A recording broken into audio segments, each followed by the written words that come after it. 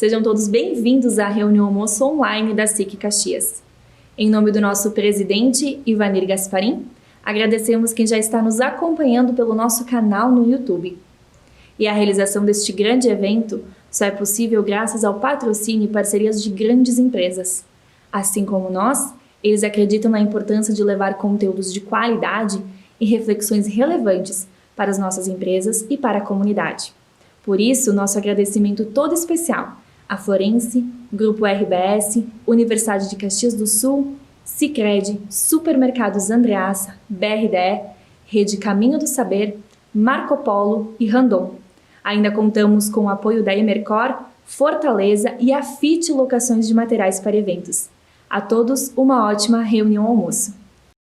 Bem-vindos à reunião almoço da SIC Caxias desta segunda-feira, quando temos como palestrante o presidente da Sociedade Brasileira de Varejo e Consumo, Eduardo Terra.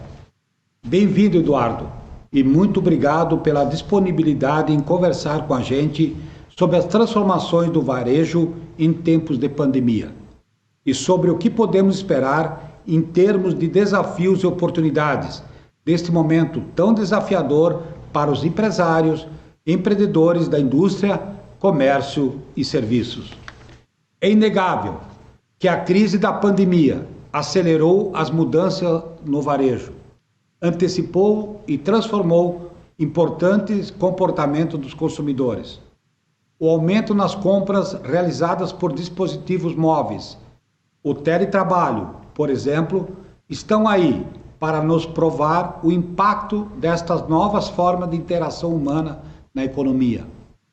Penso que a pandemia acabou por desafiar antigos modelos econômicos, fazendo com que empresas de diferentes setores tivessem de reformatar os seus negócios e mapear novas oportunidades e novos nichos mercadológicos. A grande incógnita que fica neste momento é saber quais serão as mudanças mais relevantes relacionadas ao comportamento do consumidor e das famílias de um modo geral, e saber como elas afetarão o mercado a partir de 2020. Pode ser que, mesmo após a erradicação do coronavírus, o distanciamento social e a valorização da casa como espaço de convivência dos núcleos familiares se torne um hábito de muitas pessoas que primam por saúde e qualidade de vida. Se essa tendência se confirmar, não só o varejista, mas todos os empresários precisam estar atentos a esta nova conjuntura. Direcionar com criatividade as suas estratégias para este novo momento e, principalmente, saber identificar as oportunidades que irão surgir dentro desta nova perspectiva de mercado. Porque é bom que se diga que por mais que Caxias do Sul, por exemplo, esteja com seus indicadores da Covid-19 sob controle, sem crescimento, o que fez com que a cidade permanecesse na bandeira laranja, a doença ainda está aí. Por isso, a importância de a população se sentir corresponsável pela manutenção desse cenário e continuar colaborando com o poder público para mantermos a pandemia controlada. Esta é uma obrigação de todos, não apenas do presidente, do governador, do prefeito ou do secretário de saúde. Se todos fizerem o que tem de ser feito, vamos sair dessa situação o mais rapidamente possível. É muito simples criticar e imputar a culpa em alguém por tudo o que está acontecendo. Porém, todos temos que assumir parte desta responsabilidade, que é dolorosa, mas necessária neste momento. Só assim iremos evoluir como sociedade organizada e consciente dos seus direitos e deveres. Muito bem, dito isto, desejo a todos uma ótima semana. Sigamos em frente, que vamos superar os desafios. Muito obrigado e passo a palavra ao nosso convidado, Eduardo Terra. Uma honra falar um pouquinho com vocês sobre o que está acontecendo as transformações não só no varejo, na indústria e em serviços. O presidente já me apresentou, eu sou Eduardo Terra, eu presido a Sociedade Brasileira de Varejo e Consumo, sou membro do Conselho de Administração de algumas empresas, como o Grupo Boticário, Petróleo Ipiranga, a Pets, Savenhago Supermercados, Lopes Supermercados, Extra Farm. Então, são segmentos diferentes que acho que me dão um pouquinho condição de falar para vocês como é que o varejo se comportou durante a pandemia, como é que são as perspectivas pós-pandemia, o que aconteceu com o consumidor, o que acelerou, o que se transformou, o que eu entendo que foram oportunidades. E já adiantando um pouquinho da minha visão, né, eu acho que tem um lado muito triste, uma grande tragédia humana, que é a pandemia, né, com mais de 100 mil mortes aí no Brasil, mas tem um lado de negócios que a pandemia traz como oportunidade, que é uma aceleração de transformação, uma aceleração da digitalização, que eu acho que vai ser visto como um legado, neste caso, positivo, e muitas das mudanças que a gente já vinha falando, como o crescimento do e-commerce, o crescimento do uso de dados, o crescimento dos canais digitais, a pandemia foi um vetor de aceleração bastante grande. Eu vou fazer uma exposição para vocês de 30 minutos e depois eu entendo que a gente vai ter um tempo para interagir, para conversar, para responder algumas das perguntas, né? Além de ser membro do conselho de algumas empresas, eu tenho sou sócio de uma empresa chamada BTR Varese, que organiza missões para os principais destinos onde o varejo está passando por grandes transformações. China é um deles, Israel, Vale do Silício, Estados Unidos. Então, eu vou, agora, infelizmente, esse ano a gente não pôde fazer muitas dessas viagens, mas a China é um exemplo de um destino que eu tenho ido com bastante frequência, que é onde o varejo, não só o varejo, a gente fala o varejo, mas varejo é a ponta, né? Tem puxado muitas das transformações que a gente tem visto no mundo. Bom, eu queria começar a minha fala falando um pouco do peso, do tamanho e da relevância que o varejo tem no nosso país. Talvez são dados que alguns de vocês não tenham. O varejo emprega hoje no Brasil 1 em cada 4 empregos formais, então é um número bastante relevante. 26% dos empregos formais hoje estão no comércio. Ele puxa quase 20% do PIB brasileiro, né, mas ele agrega valor a 10% do PIB, né, porque a gente pega a agregação de valor pela margem, não pelo faturamento. O varejo restrito, né, que é assim que a gente chama, que é o varejo excluindo aí automóveis e construção, representa 1,6 trilhão de reais, então é um volume bastante relevante. E aí eu vou falar um pouquinho desses números dentro da pandemia, que talvez a pergunta que eu mais tenha respondido aí nas entrevistas, nas palestras, nas lives, como é que foi, como é que está o varejo dentro da pandemia? E eu tenho respondido e continuo respondendo que a gente tem 3 varejos completamente diferentes durante essa pandemia da Covid-19. Eu vou explicar um pouquinho por que são 3 varejos e como é que cada um deles está. O primeiro varejo que a gente tem que entender durante a pandemia é aquele varejo que a gente passou a chamar de varejo essencial. Eduardo, mas o que é o varejo essencial, né? A gente não tinha esse nome antes da pandemia. Pois é verdade, a gente não tinha essa classificação.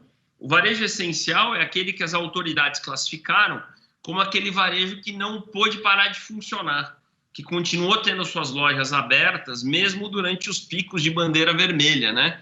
Então, quais são os segmentos que estão classificados como essenciais na maior parte dos estados e municípios? Os supermercados, as farmácias, em muitos municípios, o varejo de material de construção e os pet shops. Esses 4 segmentos de varejo, eles representam 37% do total do que é o varejo brasileiro. E esse varejo essencial, durante a pandemia, ele cresceu, com destaque principal aos supermercados, né? Os supermercados, desde o início da pandemia, em março, mas aí principalmente a partir de abril, maio, junho, julho, vem crescendo de uma forma bastante robusta. E por alguns motivos, não só por ele estar aberto, mas a gente teve as pessoas mudando seus hábitos, deixando de comer fora de casa, as crianças em casa deixando de se alimentar na escola, E aí, na sequência, eu vou falar um pouquinho disso, o efeito do auxílio emergencial. Esse é um capítulo importante para a gente falar de economia durante a pandemia, que o capítulo do auxílio emergencial trouxe um componente de renda complementar para 47%, guardem este número, né? Ele é impressionante. Hoje, 47% dos lares brasileiros estão recebendo auxílio emergencial a uma média de R$ 881 por lar. Eduardo, mas não é R$ 600 o auxílio emergencial? Pois é, mas em uma casa média brasileira tem mais de uma pessoa recebendo auxílio emergencial. Então, hoje, 47%, isso é um dado do IBGE, de uma pesquisa chamada PNAD Covid, né? 47% dos lares brasileiros recebem hoje R$ 881 líquidos por mês. Isso gerou um programa de distribuição de renda que fez com que esse varejo essencial, e a indústria essencial também se beneficiou disso, colhesse resultados durante a pandemia importantes. Só que tem um segundo varejo, que é o varejo não essencial, que sofreu muito, e mais por uma crise de oferta do que uma crise de demanda. O que é uma crise de oferta? É uma crise de você não poder funcionar. Então, desde o finalzinho de março, os shoppings ficaram fechados, em média, quase 100 dias, né?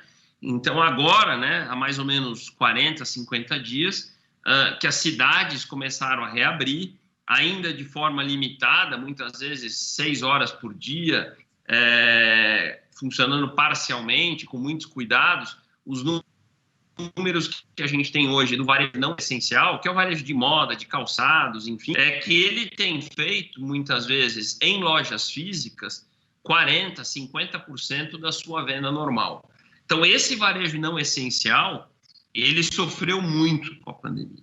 Consequentemente, a indústria que puxa ele. A indústria de calçados, que é uma indústria muito forte no Rio Grande do Sul, por exemplo, é uma indústria que sofreu bastante com tudo isso. A indústria de móveis, a indústria de moda, enfim. No meio entre esse varejo essencial e o não essencial, tem um terceiro varejo, que é a intersecção aí dos dois, que é o e-commerce, que hoje ele responde por 6% do total do varejo brasileiro e que durante esse período cresceu quase que exponencialmente. Cresceu bastante. Para vocês terem uma ideia, no final de 2019, o e-commerce representava 4,8% das vendas totais do varejo brasileiro. Hoje elas já representam por volta de 6%, e a gente tem feito uma série de análises que ele caminha para representar de 9% a 10% já para o final do ano. Então, um dos fenômenos, um dos legados que essa pandemia vai nos deixar é o tamanho, a força e a atração dessas vendas online. Isso tem acontecido por alguns motivos. O primeiro deles, que é um dado do Instituto Compre e Confie, é que durante a pandemia, 5,8 milhões de brasileiros fizeram a sua compra pela internet pela primeira vez. Isso é um dado muito relevante, né? São brasileiros que nunca tinham comprado nada online, que não fazia parte do seu hábito e que isso mudou bastante. Eduardo, mas por que isso não acontecia, né? Eu tenho dito o seguinte, é uma combinação de duas coisas. Primeiro, que o Brasil não tinha uma inclusão digital pronta, e eu vou falar disso um pouquinho.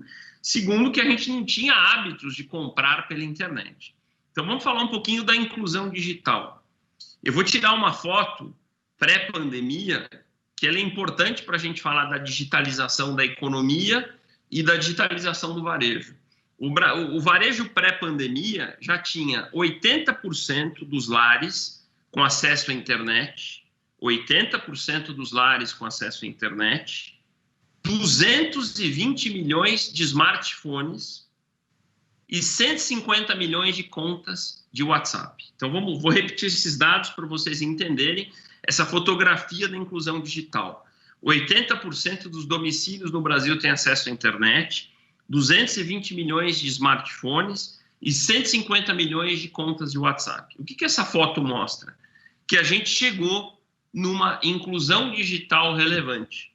Hoje a gente tem uma inclusão digital importante, que inclusive é relevante do ponto de vista de cidadania e de economia. Hoje, se alguém quiser trabalhar como motorista de Uber, como motoqueiro fazendo entregas pelo iFood ou pelo Rappi, você precisa ter um smartphone conectado à internet com aplicativos.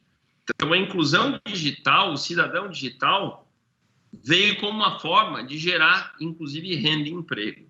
Bom, então eu passei até a base para ter um consumidor digital. Só que esse consumidor digital estava pronto, mas não tinha o hábito. O que a pandemia trouxe? A necessidade. As lojas fecharam, do não essencial, as lojas de sapato, de moda, de cosméticos, e mesmo o varejo essencial, o supermercado, a farmácia, apesar de aberto, o consumidor, durante o pico da pandemia, ficou com muito medo de ir à loja física, né? Com os riscos da contaminação.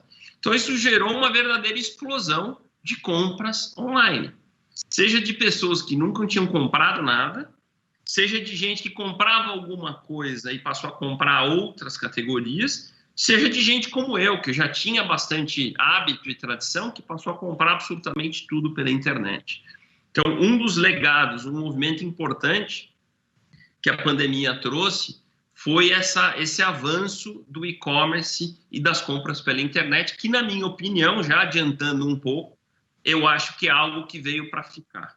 Tem muito dos hábitos, o chamado novo normal, que, na minha opinião, se dissipa, acaba assim que chegar a vacina e principalmente a vacinação, né? Que é quando todos nós estivermos vacinados, a gente tende a voltar a se abraçar, a se beijar, a socializar, mas alguns hábitos, e aí o hábito de comprar mais pela internet, seja pela conveniência, pela facilidade, devem ficar. Então, esse é um ponto importante. Então, resumindo esse primeiro ponto, existem 3 varejos durante a pandemia. Esse varejo essencial, que nunca fechou, que é 37% do total, 6% do varejo que é e-commerce, e o restante, que é esse varejo não essencial, que sofreu demais, que até hoje continua sofrendo, que mesmo com a reabertura, ainda não chegou na chamada normalidade. Tá? Então, esse é um primeiro ponto que eu queria colocar. Falando um pouquinho do legado da digitalização, essa aceleração do e-commerce não foi só do e-commerce, né? Como o Gasparim colocou, outros fenômenos vieram com a pandemia. O teletrabalho é um deles, que também digitaliza a maneira com que a gente trabalha, não só com que a gente compra, né? Então, a tecnologia passou a ter um protagonismo maior, não só no consumo, mas no trabalho e nas nossas vidas. Então, eu acho que a gente vai ter, do ponto de vista de tecnologia, o antes e o depois da Covid-19. É muito importante dizer, e eu tenho falado muito isso, que a pandemia não trouxe necessariamente tendências novas. Ela acelerou tendências que já vinham. Então, transformação digital das empresas, e-commerce, teletrabalho, né, trabalhos remotos, já eram questões que a gente discutia. O que a Covid-19 fez foi fazer com que 5 anos acontecessem literalmente em 5 meses. Isso não é uma frase de efeito. Se a gente for olhar literalmente, o que a gente imaginava que fosse acontecer em 5 anos, então, por exemplo, o home office, né, o teletrabalho, a maneira com que a gente hoje está fazendo essa reunião almoço, né, talvez fossem cenas que a gente imaginasse que fosse acontecer em 5, 10 anos. Essas métricas, esse crescimento que eu falei do e-commerce, também a gente imaginava de 5, 10 anos para frente. Isso tudo em 5 meses, março, abril, maio, junho, julho, aconteceram. E isso deve ficar. Então, a pandemia, de fato, está sendo um capítulo mais do que relevante para a consolidação de algumas tendências ligadas à digitalização e à tecnologia.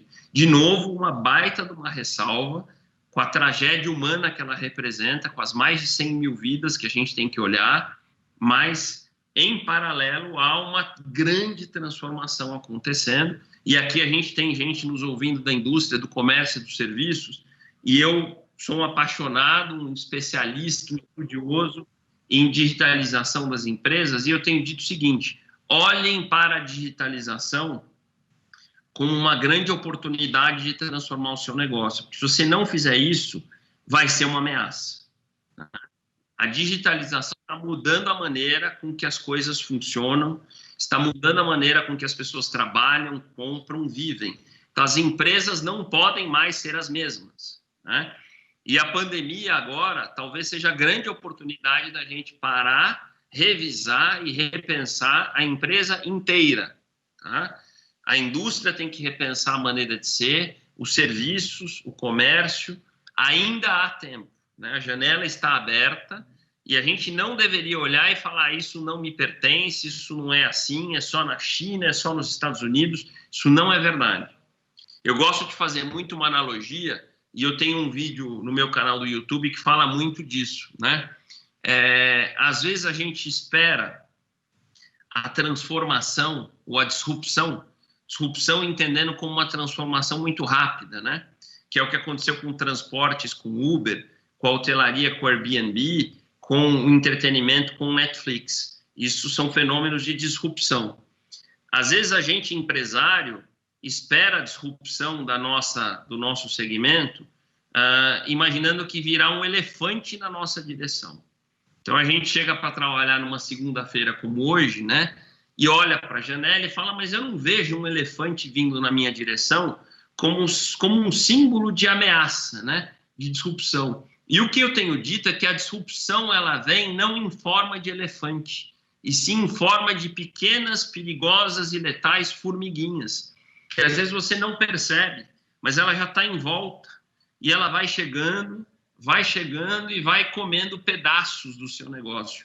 Eu vou dar um exemplo que vocês vão entender, que são os bancos. Se a gente for pegar os grandes bancos brasileiros, né, vou pegar Itaú e Bradesco como referências, o grande desafio deles hoje não é lidar um com o outro. Hoje o desafio do Itaú não é lidar com o Bradesco e o Bradesco com o Itaú, e sim lidar com as formigas. Quem são as formigas para os bancos? São as fintechs, são as empresas de tecnologia, como o Facebook, que lançou o pagamento via WhatsApp. São essas formigas que muitas vezes não são ameaças aparentes que a gente deveria olhar.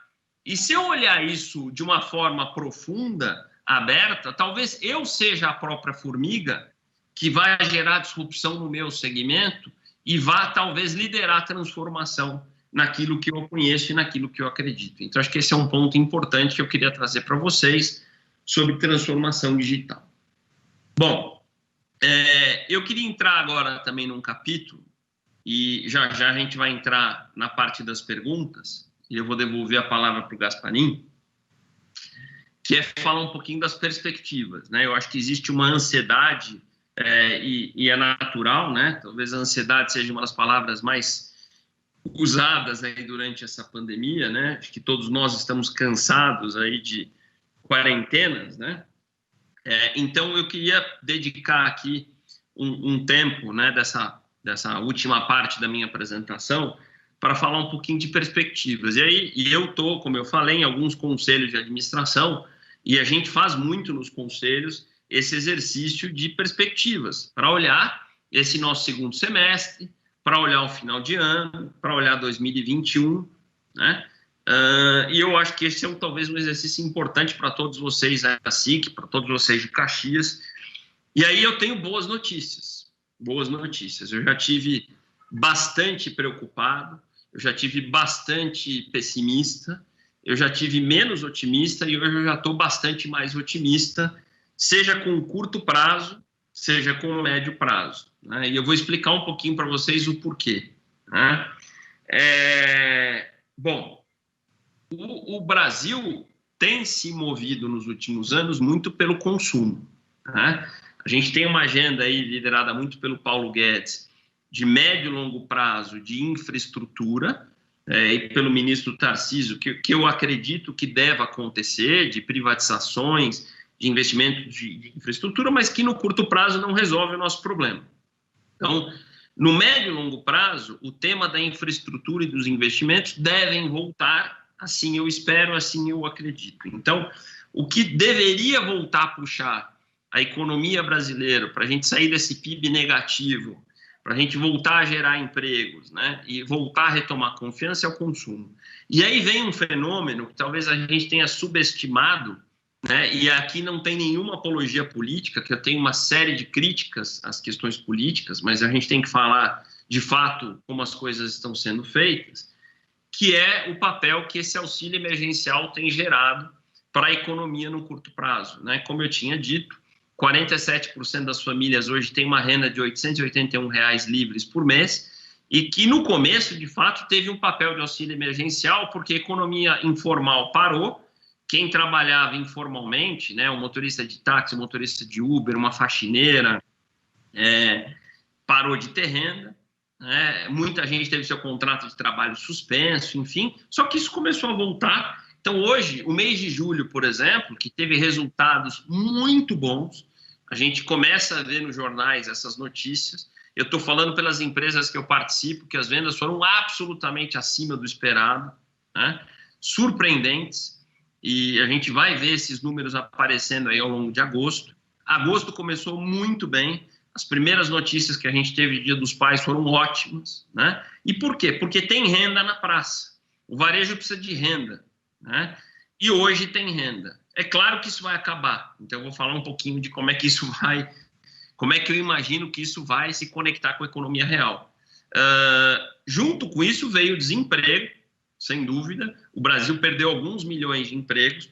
Poderia ter sido muitos outros milhões, não fosse a MP 936, né, que é aquela medida provisória que criou uma certa proteção ao emprego, né? Se a gente comparar países com o próprio Estados Unidos, o nível de desemprego foi muito maior.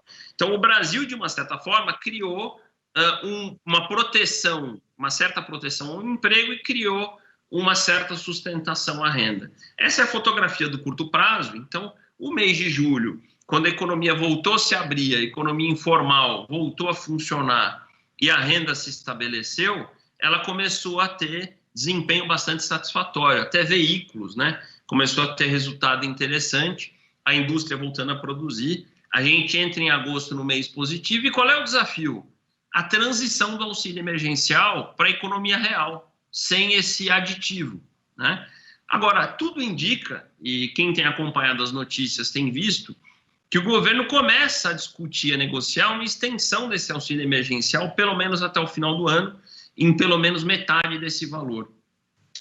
Claro que há se discutir de como financiar isso, tá? Mas na minha visão, que se isso acontecer, e o cenário é de acontecer, a gente deve ter um segundo semestre bastante positivo, com consumo aquecido, né? As lojas aos poucos voltando e se reabrindo, né? Um último trimestre impulsionado por Black Friday e depois por Natal, que se a gente tiver a pandemia controlada, né, com as lojas funcionando numa normalidade, se não total, mas um pouco maior, com números melhores, e um segundo semestre que vai ajudar muito a derrubar aquele número de PIB que chegou aí até -7, a gente chegou a ouvir, derrubando isso para chegar talvez a -4, talvez a -3, talvez até menos que isso, né? E principalmente, esse é o ponto principal, colocando o país em 2021 em um ritmo de contratação de pessoas de emprego, um ritmo de crescimento, para que assim que com a vacinação em curso, a gente possa voltar a colocar o país numa rota de crescimento. Então, de novo, esse é um cenário que surgiu de 30 dias para cá. 30 dias atrás o cenário não era esse, tá? Mas isso tem sido muito dinâmico, né? As coisas têm mudado bastante aí com a pandemia, mas é o que a gente tem discutido nos grandes conselhos de administração, nas grandes conversas. Eu converso com os economistas-chefes dos bancos, e o cenário, ele ganhou um viés positivo aí. O desafio, como eu coloquei, é a gente fazer a transição de uma economia que está funcionando por aparelhos, né, por esses subsídios, por uma economia que precisa funcionar por si própria. E a gente vai precisar conseguir essa transição. Claro que isso depende da pandemia também se encerrar nos próximos meses e a gente conseguir engatar aí o início da vacina no final do ano e a gente ter um primeiro trimestre de 2021 já próximo de uma normalidade. Isso engatando, como eu coloquei, uma agenda de investimentos, privatizações para 2021, pode ser que a gente tenha um ano de 2021 aí bastante surpreendente e um segundo semestre surpreendente. Então, nesse sentido, que eu acho que a gente tem perspectivas bastante melhores do que a gente tinha 30 dias atrás, de novo, do ponto de vista da economia. Do ponto de vista da saúde, a gente já esperava estar com um número de mortes melhor, uma pandemia mais controlada. Isso a gente ainda não consegue ver uma perspectiva, né? Então, para fazer o meu encerramento dessa fala, e aí passar a palavra para o presidente, para o Gasparim, a gente abrir para as perguntas, de novo, eu acho que a gente vive um momento histórico, tanto no plano da tragédia humana negativa, isso vai ficar marcado, quanto do plano empresarial, de um ano, sem dúvida, de grandes transformações. São 5 anos em 5 meses, onde a gente mudou o jeito de trabalhar, mudou o jeito de consumir, e isso vai ficar, e isso deveria servir, né, no plano empresarial como uma grande janela da gente repensar as empresas, repensar as estratégias e olhar tudo isso de novo como uma grande janela de oportunidade de transformação.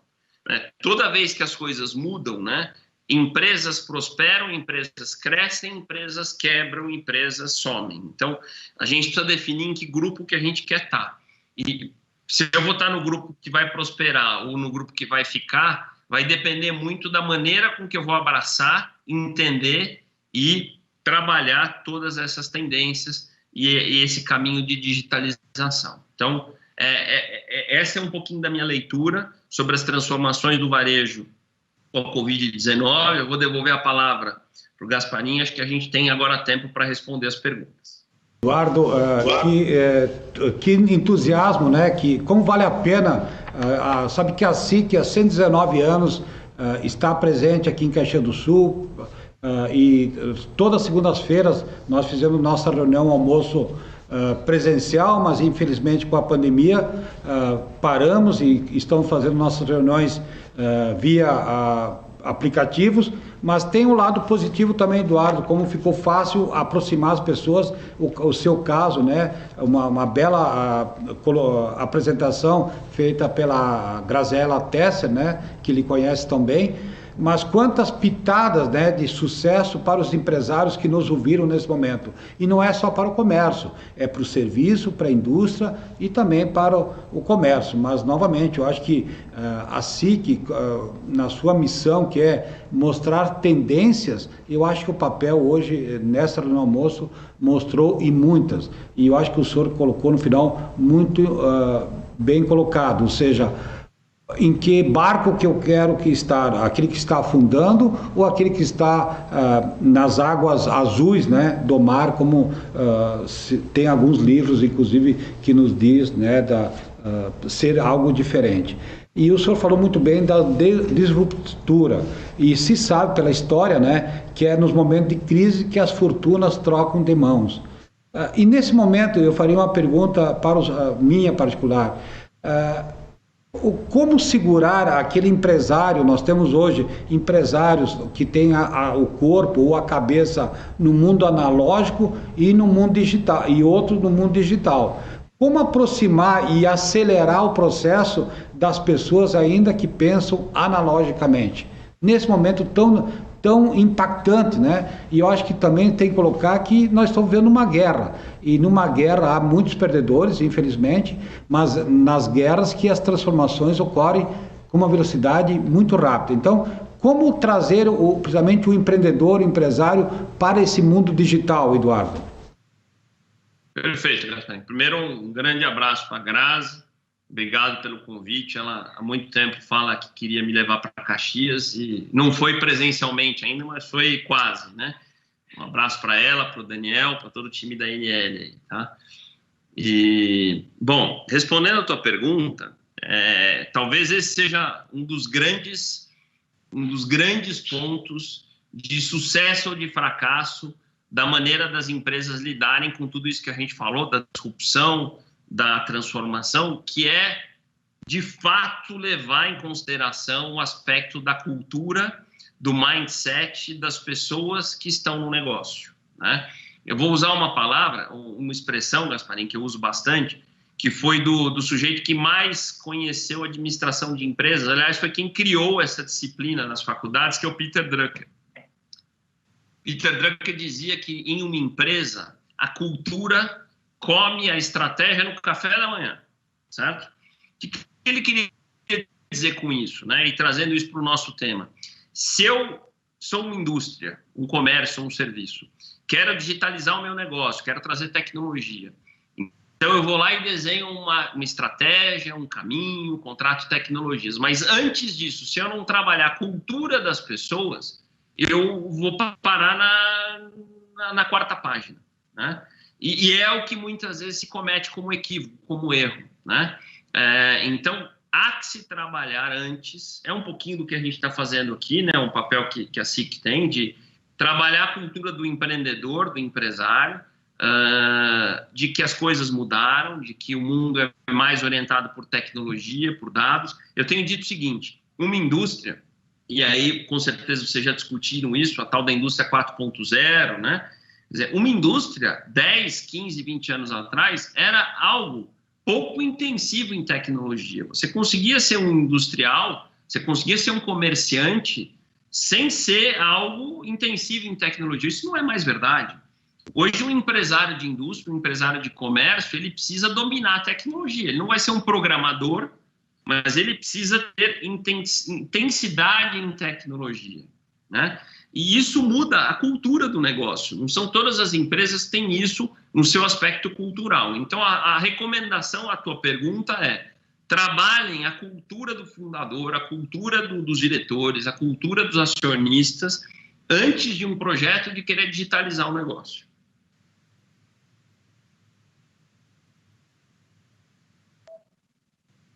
Bom, nós estamos ouvindo então o nosso palestrante, Eduardo Terra, que nesse momento está com problema de contato, né? Mas já estamos ouvindo. Mas, Eduardo, eu tenho uma pergunta aqui da nossa vice-presidente de serviço, mas antes disso eu só queria colocar que a gente aprendeu também com o Peter, né? Eu acho que eu sou estudante de administração, sou professor de administração. As mudanças é na dor ou no amor, né? Esperamos que muitas pessoas sintam essa dor da pandemia, mas que façam suas mudanças, por enquanto, no amor. Aqui também, eu acho, para o seu conhecimento, nós temos fábricas grandes aqui na nossa região que fabricam produtos para cozinha, por exemplo, panelas, e nesses últimos 2 meses já se sente a mudança de tipo de panelas sendo vendidas para suas famílias, ou seja, volta as panelas um pouco maiores para principalmente o almoço aos domingos. E também fábricas de móveis que de alguma forma estão tomadas de pedido até o final do ano para melhorar o ambiente de trabalho em casa, porque até então você não tinha um escritório montado para isso em casa. Mas a Maristela Chiappin pergunta: de fato, são novos tempos e houve uma aceleração em vários aspectos. Quais comportamentos e hábitos vieram para ficar, que abrange todo o segmento? Ou seja, novamente, quais os hábitos que vieram para ficar, Eduardo? Perfeito. Você me escuta bem? Perfeito. Então, acho que essa é uma pergunta importante. E eu tenho, durante a pandemia, né, se é uma coisa que a gente teve tempo, foi de estudar, né? E eu estudei muito essas últimas crises que a gente teve. E há um fenômeno natural do ser humano de superestimar, né, um pouco mudanças de comportamento durante a crise. Então, eu acho que essa ideia de um novo normal, do ponto de vista de hábitos, de comportamento, a minha conclusão é que muitas dessas questões são transitórias, não são definitivas, né? Então, essa ideia da gente socializar menos, da gente... as questões mais de comportamento humano, na minha opinião, assim que a gente tiver uma solução definitiva para a questão do vírus, na minha opinião, elas tendem a se dissipar, a gente tende a voltar a ter comportamentos normais, tá? Essa é a minha opinião do ponto de vista de hábito. O que deve ficar, e aí eu mencionei isso na minha fala, são os hábitos e comportamentos digitais. Então, o teletrabalho, né, o home office, as compras pela internet, né, os eventos digitais, para citar 3 exemplos aqui, que tem a ver com a presença da tecnologia nas nossas vidas. Então, sim, eu acho que as pessoas vão trabalhar mais de casa, sim, eu acho que a gente vai ter mais eventos como esse que a gente está fazendo, claro, combinados com eventos presenciais. As pessoas não vão trabalhar só de casa, acho que vai ter um híbrido, né? Acho que a gente vai ter muito mais reuniões digitais combinadas com algumas que são importantes, relevantes, serem presenciais. E sim, as pessoas vão comprar muito do que elas compravam fisicamente também pela internet. Então, esses hábitos que têm a ver com a digitalização, que a pandemia acelerou, eu acho que esses são definitivos, tá? Outros hábitos que têm a ver mais com comportamentos de socialização, na minha opinião, eles tendem a voltar à normalidade com a volta das questões sanitárias normais.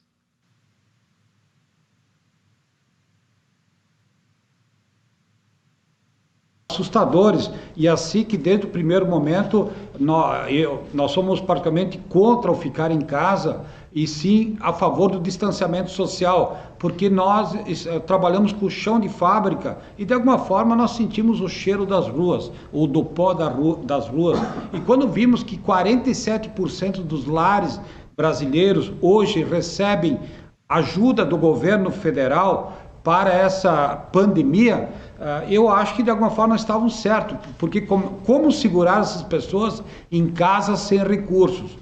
Agora, a grande pergunta que fica, Eduardo, como sair deste momento, né? Até mesmo a perda ou o ganho político, né? Na verdade, a próxima eleição presidencial, ela pode ser definida, então, com essa ajuda, porque nós estamos falando de 47% dos lares, representa praticamente 70%, talvez, da população brasileira foi afetada de alguma forma com esse auxílio governamental. Eduardo, como fazer agora para sair desse plano emergencial para o trabalho normal amanhã? Então, ter um efeito político, né, gravíssimo, como se vê hoje, até mesmo no Líbano, né, com a tragédia que tivemos semana passada. Enfim, primeiro eu concordo, acho que o distanciamento social responsável, né, é a melhor maneira. Vou dar um número para vocês, sem abrir as empresas. Como eu mencionei, eu estou no conselho de diversas empresas que têm seu quadro de funcionários exposto. São pessoas que pegam transporte público, que estão expostas em lojas, e eu posso garantir, mas são empresas que têm seus protocolos, muito álcool gel, uso de máscara, distanciamento social. O índice de contaminação dessas empresas é baixíssimo, né? Então, isso mostra que com os devidos cuidados, né, mesmo para quem usa transporte público, você, mesmo saindo de casa de forma responsável, você consegue controlar, de fato, a pandemia, né? Respondendo a tua pergunta, aí é um pouquinho de viés, né, ideológico de cada um, tá? A gente deve passar por uma grande reforma tributária, assim eu espero, né? E se discute, de um lado, tributação de grandes fortunas, tributação de dividendos, né? A mecânica, simplificação dos impostos, enfim. O Brasil é um país de extrema diferença social. Eu vejo, na verdade, esse programa de distribuição de renda com um olhar positivo num primeiro momento, desde que a gente monte a arquitetura completa dele, né? Você, de uma certa forma, criou uma forma de distribuir renda de curto prazo, né? Claro, tem aquele famoso, né, ditado que a gente conhece da Bíblia, né? O correto é a gente ensinar as pessoas a pescarem e não dar o peixe.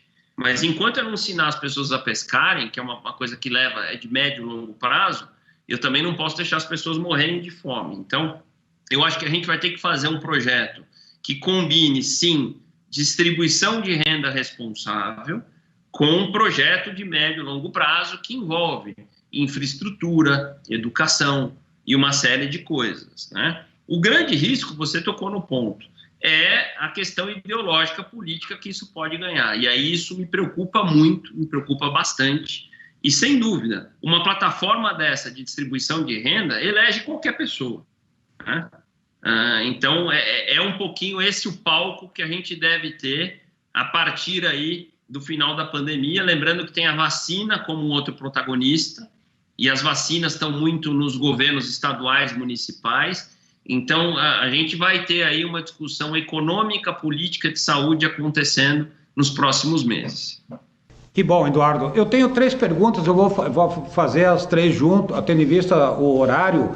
Agora, é importante se dizer, né, que essas pessoas que experimentaram esse mundo digital, elas não vão retroagir, né? No novo normal, essas pessoas não vão aceitar a voltar num aparelho que não tenha mais uma tela na frente, e essas pessoas, como falei, esse novo normal vai ser o mundo digital. Mas eu vou fazer as 3 perguntas, depois o senhor responde e depois já vamos para as considerações finais.